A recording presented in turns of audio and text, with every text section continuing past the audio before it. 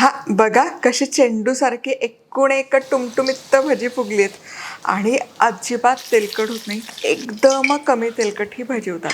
ही भजी करताना सोड्याचा वापर केलेला नाही आहे तरी चेंडूसारखी गोल मट्टल होणार, छान पापूद येणार, कुरकुरीत होणार. यासाठी खूप साऱ्या टिप्स आहेत. नमस्कार, मी मधुराज रेसिपीमध्ये तुम्हा सर्वांचं खूप खूप खूप मनापासून स्वागत. नवा कोरं करकरीत चॅनल आहे, पटकन सबस्क्राईब करायचं. फोन हातातच आहे की नाही.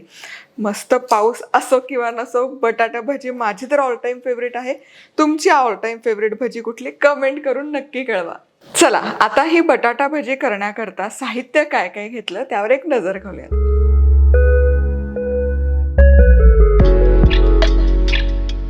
खायचा सोडा अजिबात न वापरता आपण ही भजी करणार आहोत. तर त्यासाठी काय ट्रिक आहे बघूयात. सगळ्यात पहिले आणि महत्त्वाचं म्हणजे भजी करताना पीठ चाळून घ्या. म्हणजे पीठ जेव्हा आपण करतो तेव्हा गुठळ्या नाही होत आणि आवरण पण आहे ना एकसारखं व्हायला मदत होते. यामध्येच तांदूळाचं पीठही घालते. तर यामध्येच लाल तिखट, हळदही घालूयात आणि हे छान चाळून घ्यायचं. अगदी महत्त्वाचं, ही स्टेप अजिबात स्किप नका करू. माझ्याकडे हे आहे म्हणून वापरते. नॉर्मल चाळणी घेतली तरी काही हरकत नाही. पीठ चाळायची चाळणी असते ती. चला, आता जर खायचा सोडा वापरायचा नसेल तर काय करायचं. आता बेसन चाळून झालं. यामध्ये 1 कप बेसन आहे तर 2 चमचे कडकडीत गरम केलेल्या तेलाचं मोहन घालायचं. 1 आणि 2. आता हे तेल चांगलं यामध्ये लावून घ्यायचं, जिरवून घ्यायचं. तेल आहे ना व्यवस्थित मुरवून घ्यायचं बेसनमध्ये. यामुळे 2 गोष्टी होतात. एक तर आवरण जे आहे ते एकदम कुरकुरीत व्हायला मदत होते. दुसरी गोष्ट म्हणजे भजी छान अशी फुगायला देखील मदत होते, कारण तेलाचे कण बेसनमध्ये छान ॲब्झॉर्ब होतात आणि भजी कुरकुरीत आणि टुम्म फुगलेली व्हायला मदत होते. चला, आता गरम तेलाचा आपण वापर केला तर यामध्ये पीठ मळताना कोमट पाण्याचा वापर करूया. कडकडीत गरम नाही पण गारही नाही, कोमट पाणी आपण इथे घेऊयात आणि हे मिसळून घेऊयात. 1 कप बेसन आणि 1 चमचा तांदूळाचं पीठ घेतलं.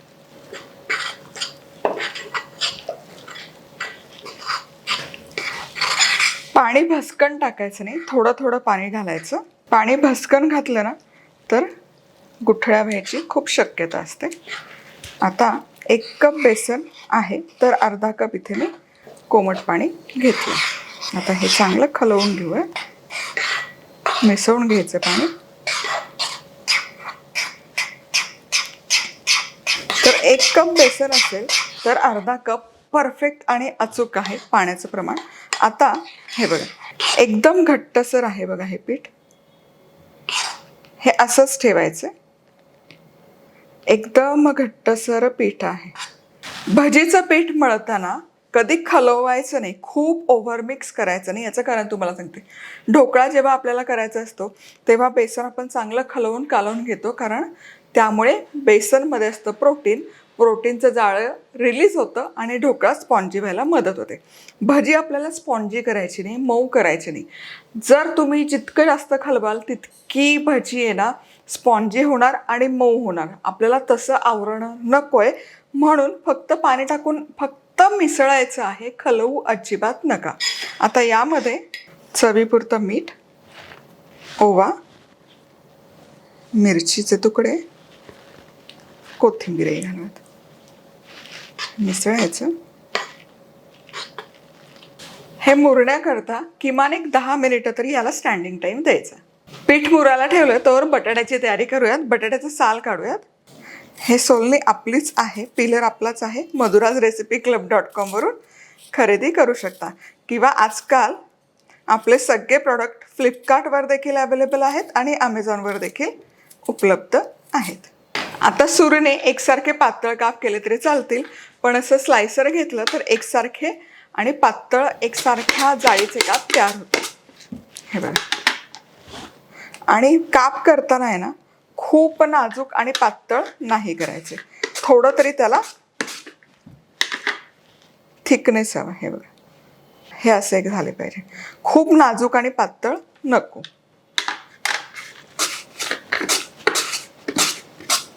काप तयार झालेत. आता त्या कापला चव पण छान लागली पाहिजे की नाही, तर इथे पाण्यामध्ये मीठ घालूयात.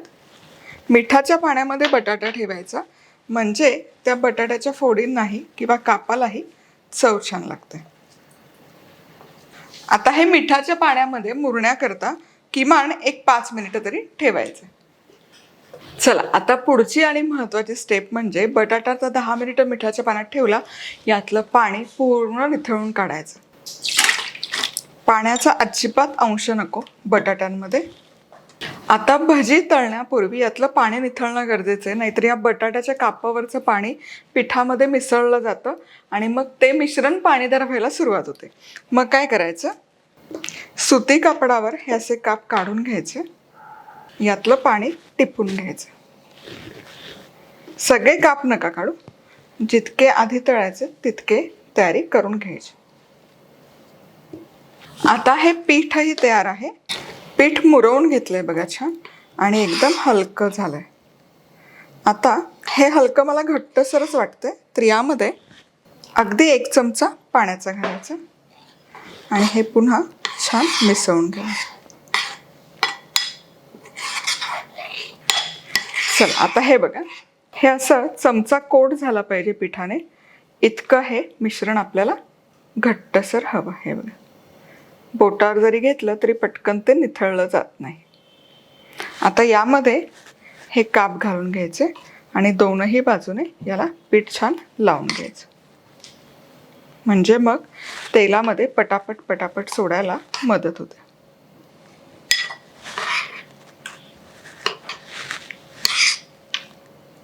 आता भजी तळूयात, पण गुड न्यूज आहे, आता ही तळलेली भजी कुठलाही पदार्थ काढण्याकरता हे छान आपलं स्टेनलेस स्टीलचं मल्टीपर्पज मल्टीयूज बास्केट आपण लॉन्च केलेलं आहे. madhurazrecipe.club.com या आपल्या वेबसाईटवर जाऊन तुम्ही खरेदी करू शकता. छान आहे, डिसेंट साईज आहे आणि हे फक्त काही तळणीचे पदार्थ काढण्याकरता उपयोग होतं अजिबात नाही.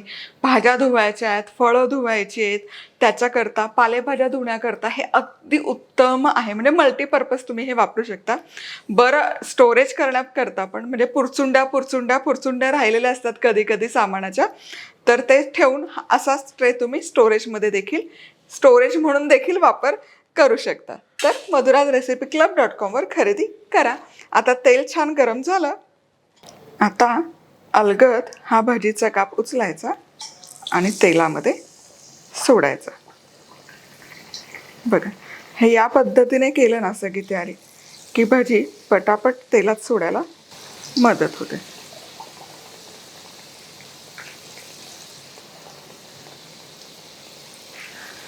वाह, आणि हे बघा, सुरेख भाजी तळली, फुगतायत मेन म्हणजे छान टुम्मकन, आणि लगोलग अशी फुलून वर देखील येते. मस्त.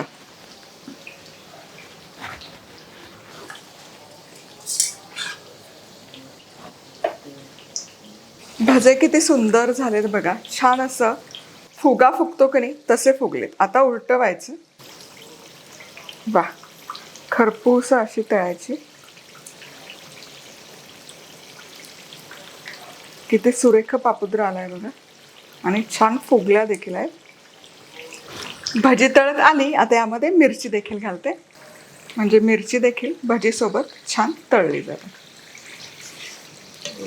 आता ही भजी आणि मिरची तेल निथळायचं आणि या जाळीवर ही अशी भजी घालून घ्यायची. कमाल बघा, सुरेख झाली आहे भजी, पापुद्रा मस्त आलाय, टुमटुमीत झाली आहेत. हे बघा, वा वा वा. सणासुदीचे दिवस आता इथून पुढे सगळे सुरू होतात, तर ही जाळी नक्की ऑर्डर करा. चला, आता याच प्रकारे सगळी भजी तळून घेते.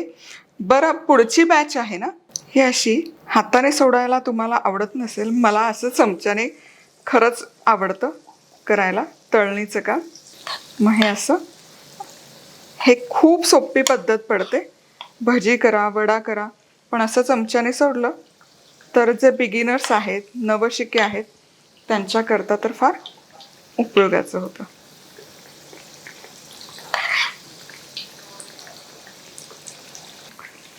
हलकंसं असं वरच्या बाजूने पण तेल जर लावलं नाही ना, की हे बघा भजी वरच्या बाजूने पण त्याला छान पापुद्रा येतो आणि टुम्मकनं फुगतात. त्यामुळे ही पण स्टेप अगदी गरजेची आहे. भजी तेलात सोडली की असं वरच्या बाजूने थोडं तेल त्यावर घाला, म्हणजे दोनही बाजूने टुमटुमीत होते. हे बघा कशी चेंडूसारखी टुमटुमीत फुगली आहे भजी. आणि हे बघा एकदम कुरकुरीत.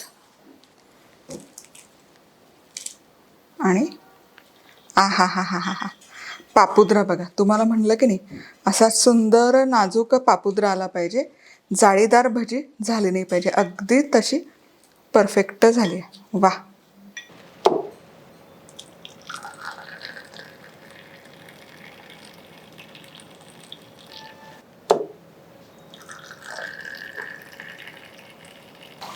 सो या अगदी महत्त्वाच्या स्टेप्स आहेत. भजी तेलात सोडली की वरच्या बाजूने पण थोडं तेल शिंपडा, म्हणजे ती खालच्या बाजूने तर फुगतेच पण वरच्या बाजूने छान ती अशी गोलमटल होते. तर पुन्हा भेटूयात अशाच खमंग खुसखुशीत रेसिपीज सोबत.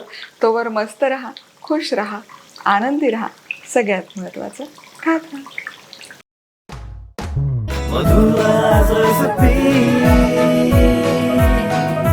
मधुराज रेसिपी, महाराष्ट्राची अस्सल चव.